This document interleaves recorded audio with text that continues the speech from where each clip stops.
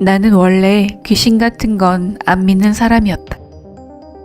도시에 살면서 귀신이 어쩌고 사후세계가 어쩌고 하는 이야기를 들으면 그냥 미신이라 웃어 넘겼지. 그랬던 내가 그 장례식에 가지만 않았더라면. 솔직히 외할머니 친척이 돌아가셨다는데 거기까지 가야 하나 싶었어. 엄마가 하는 말도 대충 들었지. 외할머니의 사촌이자 어떤 시골 장손인데 자손이 없어 장례를 혼자 치르기 어렵다고 하더라고.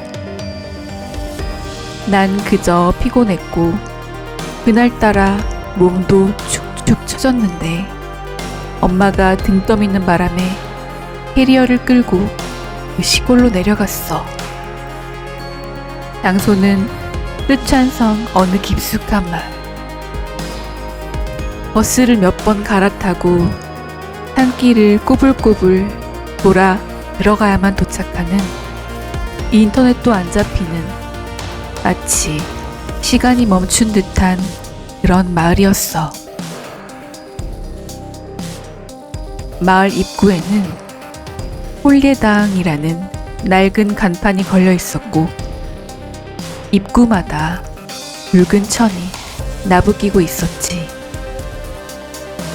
장례식인데 붉은 장식이라니. 뭔가 이상하다고 느끼면서도 그땐 그냥 원통 무나려니 하고 넘겼어. 붉은 장식.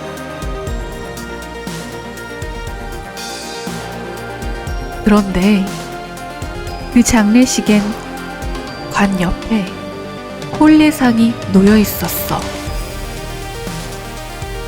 여러분 아시죠? 중국에서는 빨강색이 정말 행운의 색이라고 하잖아요. 복을 불러들이는 색.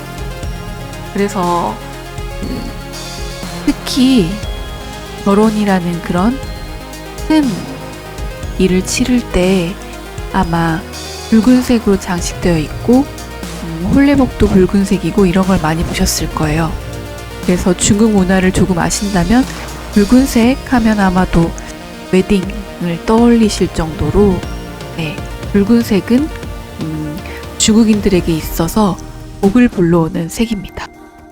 그런데 장례식에 홀례상이 같이 놓여 있었다고 하네요.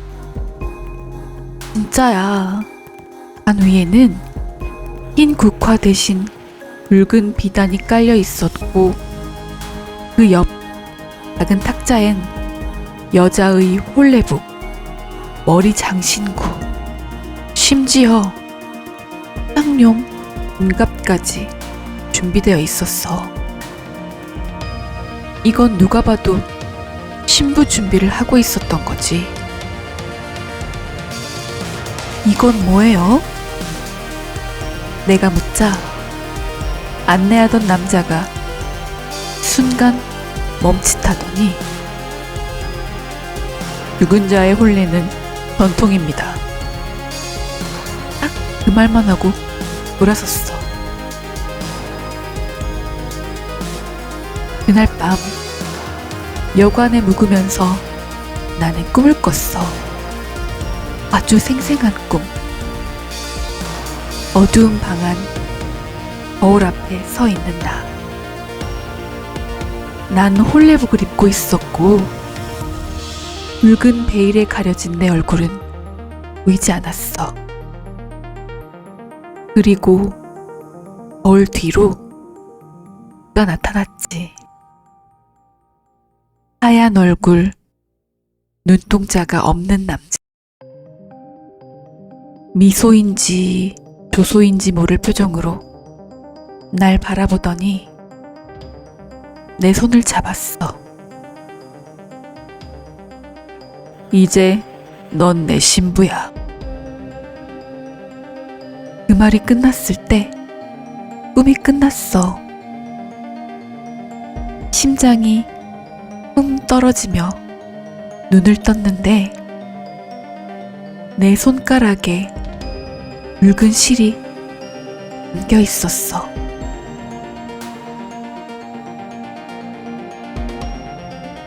안녕하세요, 복주머니님. 네, 붉은 실. 우리가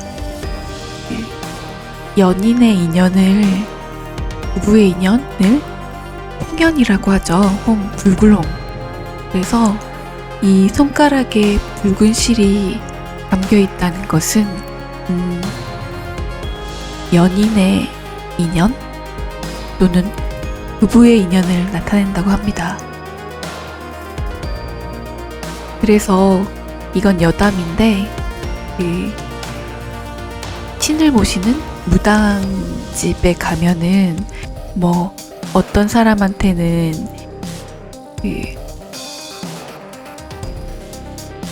너의 사주에는 뭐 남자가 없다, 결혼이 없다,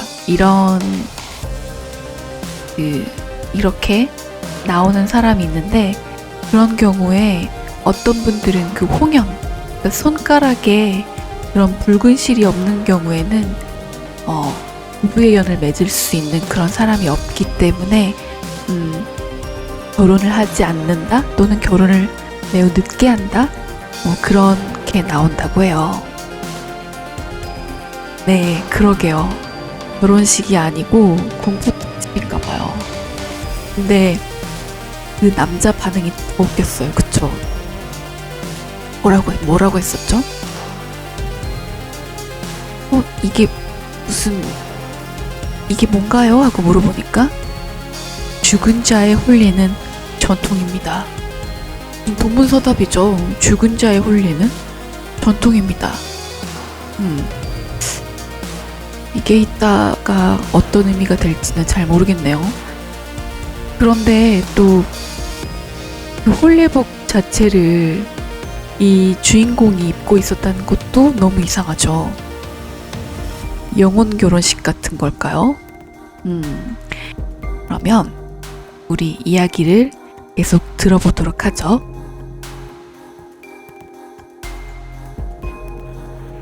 아침에 일어나서 여관 주인에게 물었어.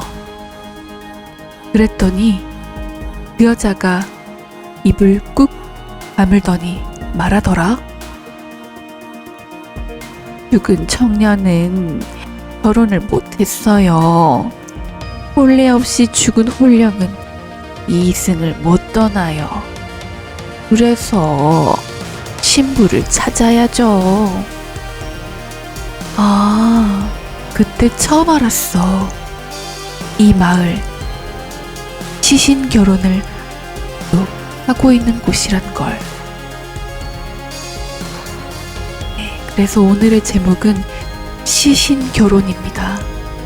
우리가 알고 있는 영혼 결혼과 비슷한 거겠죠? 네, 죽은 사람의 영혼을 결혼시키는 거. 그리고 그 신부 자리에 내가 앉게 된 거야. 오 마이 갓. 그러게요. 초현실주의. 근데 진짜 있는 일이에요. 진짜 있는 일인데, 근데 저도 이게 원래 영혼 결혼식은 죽은 사람과 죽은 사람을 맺어주지 않나요? 근데 이건 어떻게 된 일? 죽은 사람과 산 사람을 연결하는 건가요? 너무 신기하네요. 이걸 알고서 어머니가 여기로 보내셨을까요? 그러진 않았을 것 같은데. 그러면 이야기를 계속 한번 들어보죠. 저 그냥 돌아갈래요. 나는 짐을 싸서 여관을 나섰어. 그런데 아무도 차를 안 불러주는 거야. 핸드폰은 꺼져 있었고, 길을 나서면 계속 같은 집 앞을 돌고 있는 거야. 도망치려고 할수록 마음은 나를 붙잡고 있는 느낌이었어. 그러게요. 죽은 사람과 한 사람의 만남이라니. 우리가 국경을 초월한 만남은 들어봤지만 행사를 오가는 네.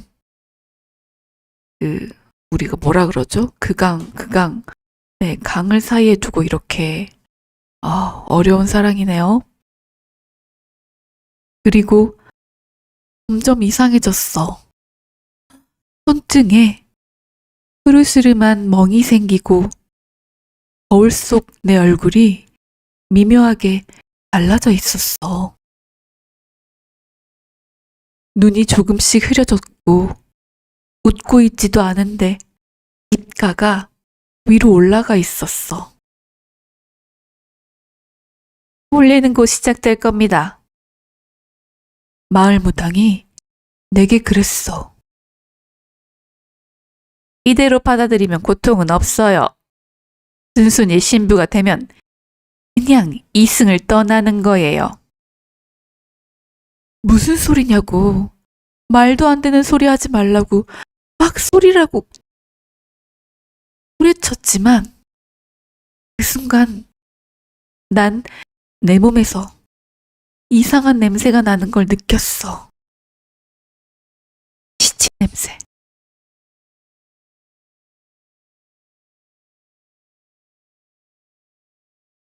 혼례식 날이 밝았어. 붉은 베일을 씌우고 한 옆에 나를 앉혔어. 사람들이 울면서도 축가 같은 걸 부르고 무당은 불치고 무언가 굉장히 이상한 의식이 시작됐어. 그 와중에 나는 거울을 봤어. 붉은 베일 아래 내 얼굴이 아니었어. 피부는 창백했고 입술은 타 있었어. 그리고 그 눈동자, 아니 눈동자가 없었어. 지금 네가 보는 건 너의 진짜 얼굴이야. 무당이 말했지. 신랑이 널 데려가면 그때부턴 네가 이승의 혼령이 되는 거다. 난 도망쳤어. 정말 그림을 다해 뛰었어. 어떻게 마을을 빠져나왔는지도 몰라. 눈 뜨니까 고속도로 휴게소였고 사람들이 나를 그냥 혼자 중얼거리는 여자로 바라보고 있었어. 근데 내 손가락 아직도 붉은 실이 감겨 있었어. 그리고 정말 이상하게도 그 실은 끊어지지가 않아.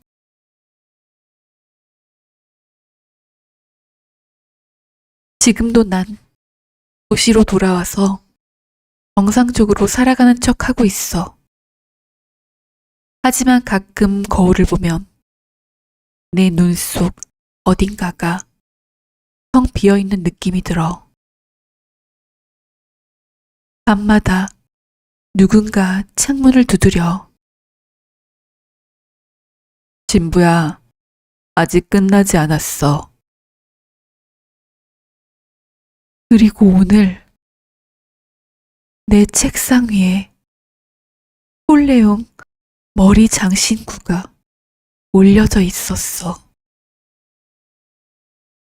난 그때 도망친 게 아니었는지도 몰라. 이건 단지 혼인 생활의 시작일 뿐이었는지도. 마이 갓. 네, 이 에필로그를 한번 준비해봤어요. 아마 섬뜩하실 거예요. 아직 살아있는 자를 위한 경고입니다. 그 마을은 아직도 어딘가에 있다. 붉은 실로 묶인 신부를 기다리는 죽은 신랑이 외롭게 누워있는, 혹시 누군가가 또는 아는 이가 이유 없이 외딴 시골 마을 장례식에 널 부른다면 절대 따라가지 마. 너도 나처럼 죽은 자의 신부가 될 테니까.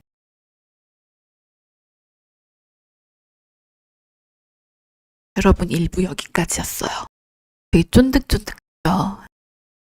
제가 요즘에 그 사연을 재구성하면서 자꾸 욕심이 생기는 게 그 시리즈물로 뭔가 공포 이야기를 쓰고 싶다 이런 생각이 드는데 아무래도 저도 기다리는 거 되게 안 좋아하거든요.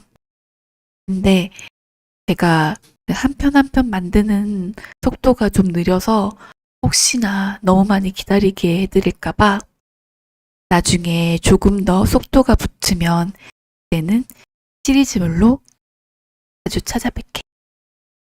그래서 이번에도 시리즈처럼 이렇게 1부, 2부, 3부로 준비를 했거든요. 그럼 이제 정말로 이 주인공이 본인의 삶을 살고 있는 건지 아니면 정말 그 죽은 이와의 혼인이 성사가 되어서 그 혼인 생활을 시작한 건지 한번 들어보도록 하겠습니다.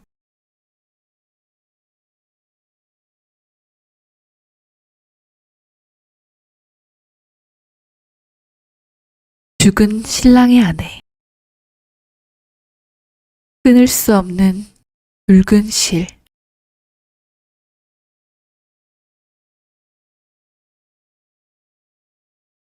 감사합니다, 복주머니님. 난 도망친 줄 알았다. 시골에서 나와 고속버스를 타고 도시로 돌아왔을 때만 해도 어휴, 이제 끝났어 라고 생각했어.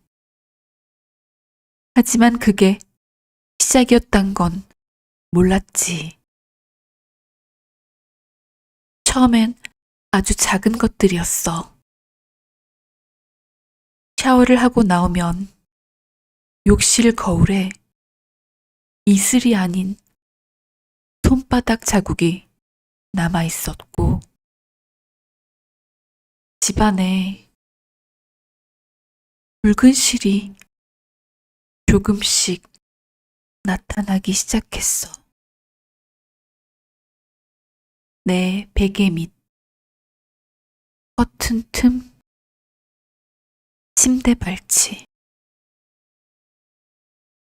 마치 누가 다녀갔다는 흔적처럼. 그런데 그 실을 모아보면 이상했어.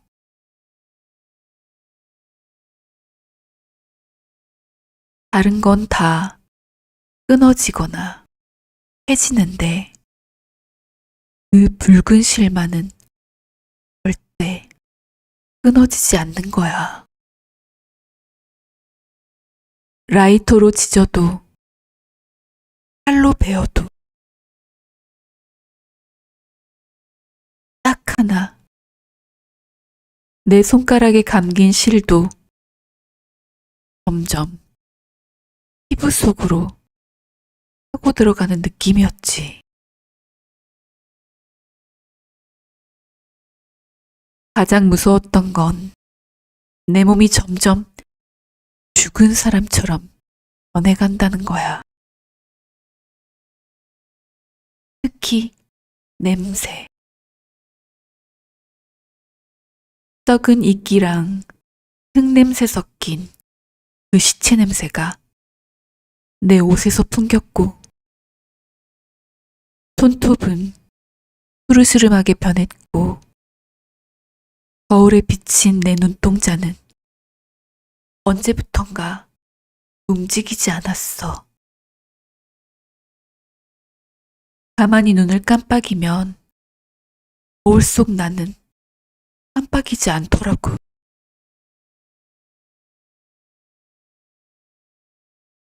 근데 이건 말하지 않았던 건데, 나 그때쯤 사귀는 사람이 있었어.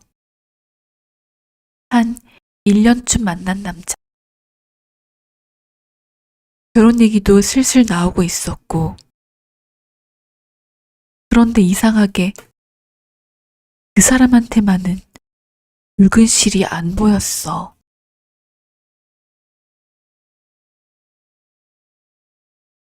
너 요즘 왜 그래? 이게 무슨 냄새야? 너 담배 피워? 자꾸 나를 멀리 하더니 어느 날엔 아예 대놓고 네가 예전 같지 않다. 사람 느낌이 안 나. 그 말을 듣는데 너무 서러운 거야. 하지만 그게 끝이 아니었어. 결혼 얘기가 나오고 나서 이상한 일들이 벌어지기 시작했지. 그 사람 집 앞에 하얀 국화꽃이 놓이고 그의 가족이 크고 작은 사고를 당하질 않나. 결혼식장을 예매하러 간 날에는 그 웨딩홀에서 해가 난 거야.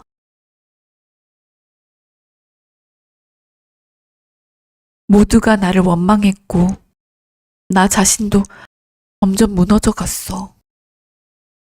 왜? 대체 왜 내 주변에만 이런 일이 벌어지는 건데? 그날 밤 또 그가 나왔어. 그 죽은 신랑. 내 꿈속에서. 아니 이젠 꿈이 아닌 것 같은 그 어딘가에서. 내 아내는 누구와도 결혼하지 못해. 넌 내가 선택했어. 넌 내 거라고. 그 말과 동시에 내 손가락이 진짜 살을 찢고 붉은 실이 뼈 안으로 파고드는 걸 느꼈어. 결혼식 안 돼. 네가 나 아닌 다른 사람과 혼례를 올리는 그 순간 그의 자리는 관속이 될 것이다.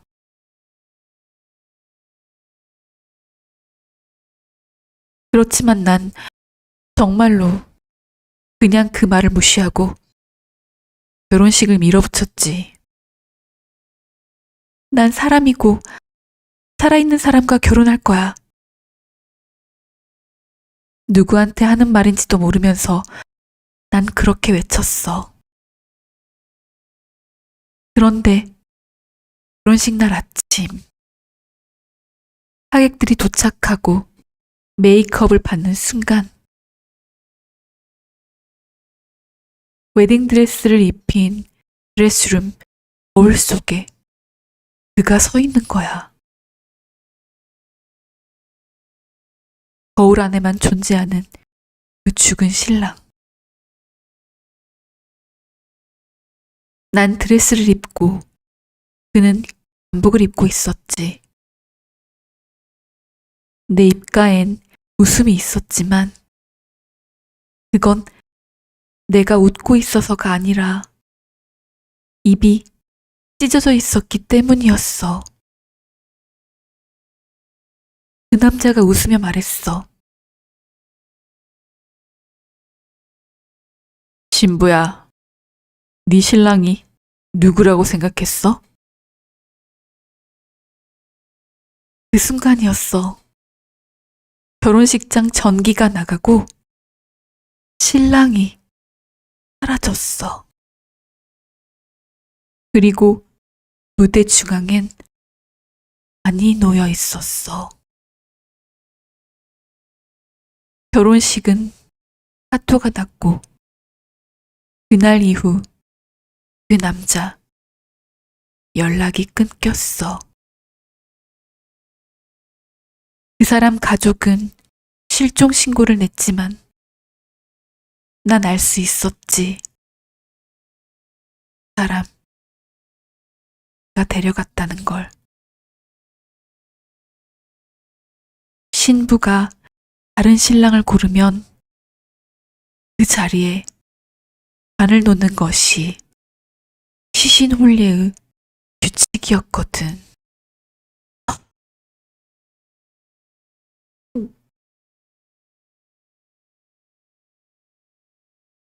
이제 난 포기했어. 나에겐 선택지가 없어. 난 이승에 있다지만 살아있는 사람이 아니야. 이제 거울을 보면 난 항상 홀레복을 입고 있어. 눈동자가 없는 그와 함께. 우린 매일 밤 홀레를 반복해.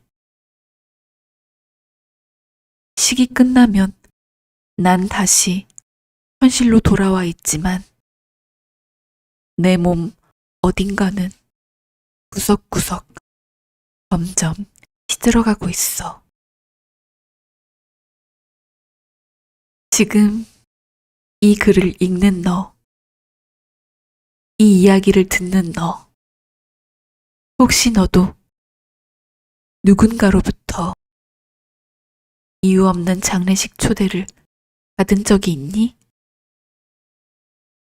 그렇다면 조심해. 넌 선택된 사람이야.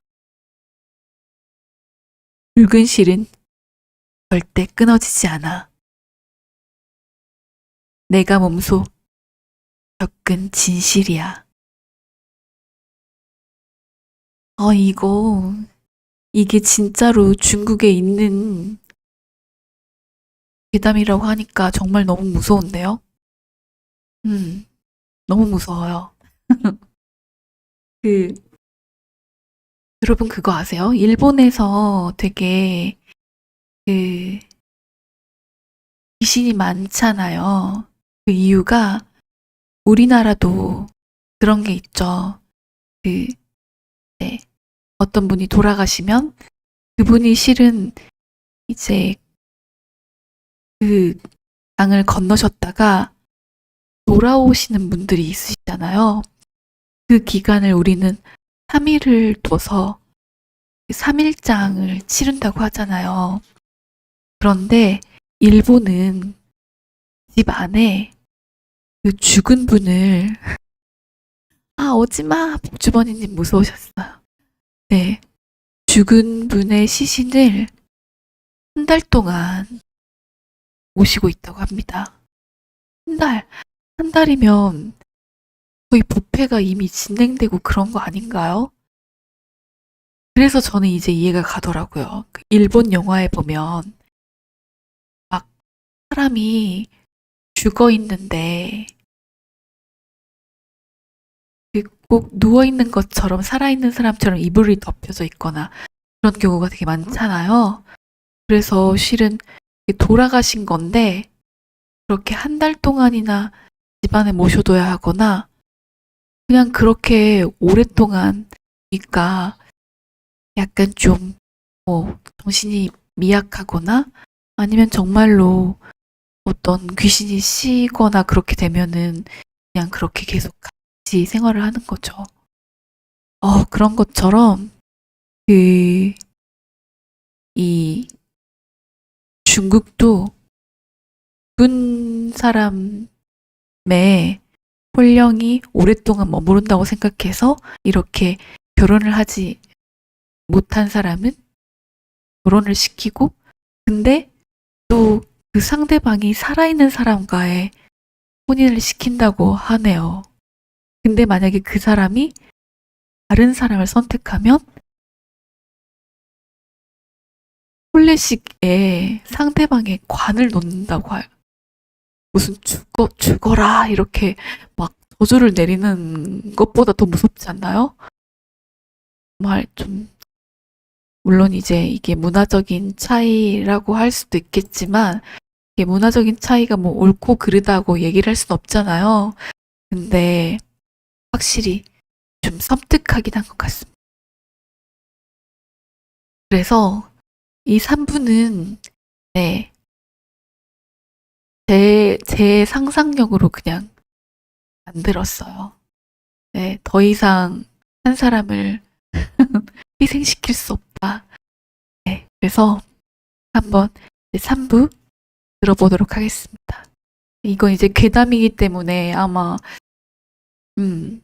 실화 괴담이니까 네, 다른 분들은 뭐 어떻게 했는지 모르겠지만 네, 이 이야기의 주인공은 과연 어떻게 했을지 한번 이야기 들어보도록 하겠습니다. 주원이님 3부 토건 3부 토건 너무 어려운 얘기죠. 네, 여기서 이런 얘기 하시면 안 됩니다. 네, 여기서 이런 얘기 하시면 안 됩니다. 네, 네, 위험합니다. 위험합니다. 여기서 네, 머리끄댕이 잡힐 수 있어요. 네, 3부 토건 어려운 얘기죠. 네, 그래도 네, 어려운 얘기입니다. 네, 더 어려운 얘기를 꺼내셨어, 우리 복주머니님이. 자, 그러면 그나마 조금 덜 어려운 우리 네, 이 시신 결혼, 네, 시신 혼례 어떻게 됐는지 한번 3부 들어가 보시죠. 3부, 여 죽은 신랑의 아내. 네, 제목부터 시원합니다. 저주를 끊는 길. 도망쳤다. 그 도시로부터, 관계로부터, 심지어 정신과 상담까지도. 근데 아무리 도망쳐도 그건 나를 따라왔어. 거울에 비친 나, 밤마다 들리는 홀레식 노래, 붉은 실이 팔 속에서 꿈틀거리는 느낌. 아, 이젠 진짜 끝내야겠어. 누군가가 그러더라. 진짜 무당은 절대 TV에 안 나온대. 진짜는 딴속이나 외딴데 그냥 아무런 간판도 없이 조용히 숨어있대. 나도 결국 마지막 선택지처럼 그 진짜 무당을 찾기로 했어. 지푸라기라도 하고 싶었거든. 죽은 신랑이 밤마다 내 배 위에 올라타서 신부야, 이제 같이 가자 라고 속삭이는 순간들이 이젠 진짜 죽는 게 나을 정도로 무서웠으니까. 바위에 눌리면 그렇게 귀신들이 배 위에 올라탄다면서요. 너무 무서워요. 그 무당은 한 산골짜기에서 혼자 살고 있었어. 간판도 없고 전화도 안 받고 그저 아주 긴밀한 입소문 하나만으로 전해져 오는 사람이었지. 어이구, 한 번은 사람의 영혼을 제자리로 돌려놨다구만. 어허, 죽은 사람을 땅으로 보내고 아주 산 사람을 살려냈다더라고. 그 말에 모든 걸 걸고 찾아갔지. 집은 작았어. 허름한 기와집. 문에는 종이 부적이 덕지덕지 붙어 있었고 현관 앞에 묽은 피가 마른 채로 고여 있었지. 그 안에서 한 여자가 날 쳐다보고 있었어. 말을 하지 않아도 알겠더라. 그 사람이란 걸. 너 많이 늦었구나. 그녀가 말했어. 어허, 이미 반은 저승 사람이야.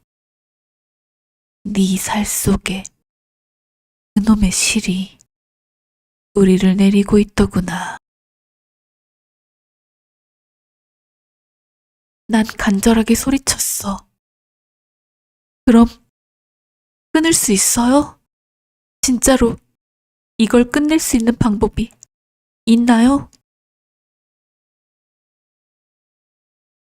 그녀는 내 손을 잡더니 날카로운 무언가로 살짝 찔렀어. 피가 나오는 줄 알았는데 아니었어. 대신 붉은 실이 나왔어. 그 실이 막 뚝뚝 끊기면서 내 팔 안에서 기어 나오는데 진짜 토가 나오는 기분이었어. 말도 안 돼. 진짜로 내 몸 안에 실이 들어있었던 거야. 이건 단순한 저주가 아니야. 넌 시신과 결혼했어.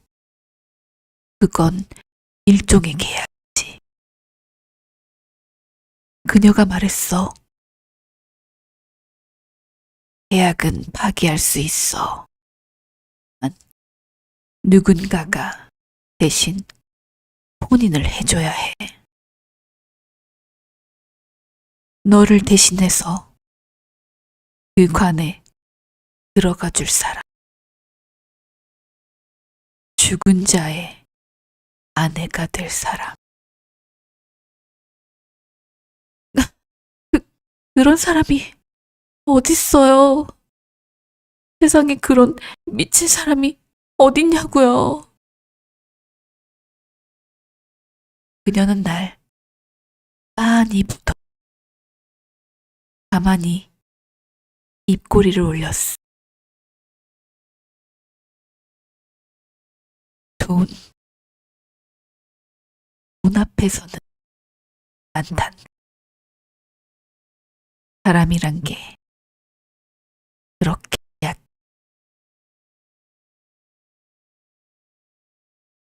며칠 뒤 난 한 여자를 만났어. 진짜 말도 안 되게 젊고 예쁜 여자였어. 근데 표정이 없었어. 눈동자가 이상하게 텅 비어 있었어. 돈 많이 주는 거죠? 그냥 홀레식에 가만히 앉아 있으면 되는 건가요? 그녀는 아무런 감정도 없이 말했어. 내겐 어차피 갈 데 없고 살아있는 이유도 없어요. 난 소름이 돋았어. 세상에 이렇게 살아있으면서 죽은 사람 같은 사람이 있다는 게. 하지만 아이러니하게도 그게 날 살리는 길이었지.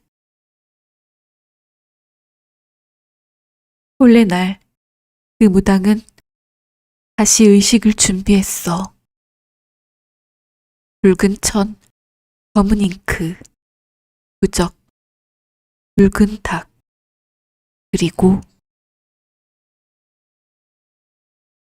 난 관 앞에서 떨고 있었어. 내가 드디어 자유로워질 수 있는 걸까? 그 여자 대신 혼례를 하기로 한 여자가 붉은 혼례복을 입고 난 옆에 앉았어. 무당이 주문을 외웠고 공중에서 붉은 실들이 날아다녔어. 진짜로 실이 살아서 꿈틀거리듯 내 몸에서 빠져나가더니 그녀에게 옮겨붙어. 순간 내 몸이 따뜻해졌고 손끝이 처음으로 사람 같은 온도를 갖기 시작했어. 됐다. 이제 넌 자유야. 무당이 그렇게 말했어. 그런데 그 여자가 갑자기 웃었어. 이제 나도 신부야? 그녀는 그렇게 말하고 관 안으로 들어갔어. 그 관은 조용히 닫혔고 무당은 뚜껑을 봉인했어. 다시는 열지 마. 그녀는 단호히 말했어. 그 아이는 그를 선택한 거야. 살아있지만 죽음을 택한 아이도 있어. 그게 더 편한 세상인 사람도 있거든. 난 살아났어. 정말로. 숨이 가쁘게 들이쉬어지고 거울에 비친 내 눈동자가 이어 움직이고 있었어. 붉은 실도 사라졌고 그 남자의 목소리도 이제 더 이상 들리지 않아. 내가 돌아온 거야. 하지만 가끔, 정말 가끔 거울 너머로 그 여자의 눈을 마주칠 때가 있어. 그 눈동자, 텅 비어 웃는 그 눈.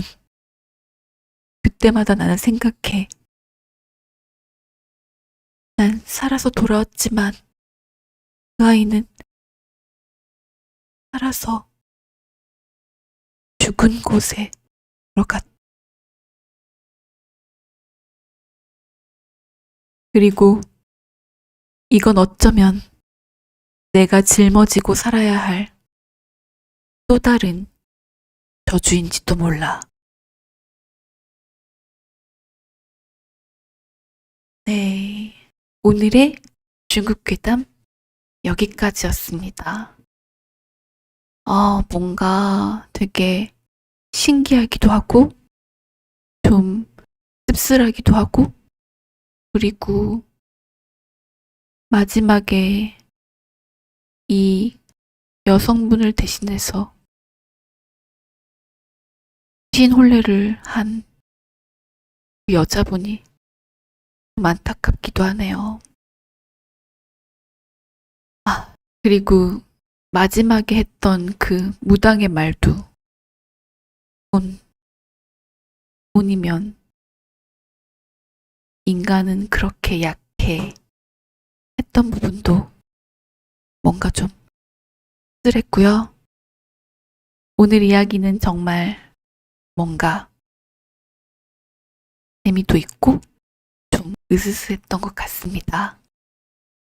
그럼 여러분, 그렇죠. 돈이 뭔지 삼부토건 네, 다 돈 때문이 아니겠습니까? 복주머니님. 저희 복주머니님도 그래서 좀 더 밝은 돈과 에너지를 위해서 네, 채널 운영하시더라고요. 저도 가끔씩 특히 이렇게 월이 바뀌거나 뭐 이렇게 계절이 바뀐다거나 그러면은 복주머니님 채널에 잘 놀러가고 있어요. 네, 이렇게 또 오셔서 늘 댓글도 남겨주시고, 네, 이렇게 또 더 심심할까봐 채팅도 남겨주시고, 정말 감사합니다. 앞으로 더 흥미롭고 재밌는 컨텐츠로 보답드리도록 하겠습니다. 정말 감사합니다, 복주머니님. 또 마지막은 우리 복주머니님께, 아이고, 영어로 쓸 뻔했네요. 감사합니다.